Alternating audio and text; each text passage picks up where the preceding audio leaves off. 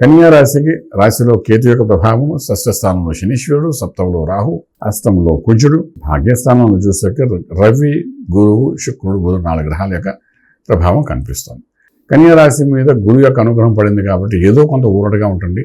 ఉద్యోగరీత్యా చేసే ప్రయత్నంలో కొంత సఫలీకృతం అవ్వడం, మళ్ళీ కన్ఫ్యూజన్ అవ్వడం, ఇందులో చేరాలా చేయకూడదు. మనం ఇప్పుడు ఖాళీగా ఉన్నవాడికైతే ఆ ఉద్యోగం పరమానందంగా ఉంటుంది. ఒక ఉద్యోగం చేసేవాడికి ఆల్రెడీ అందులోకి వెళ్ళాలా వెళ్ళదు ఒక కన్ఫ్యూజన్ చేసి కొంచెం నిదానంగా ఆలోచించి ప్లానింగ్ అయితే చేయండి. ఎందుకంటే 4 గ్రహాలు అక్కడ కూర్చున్నాయి.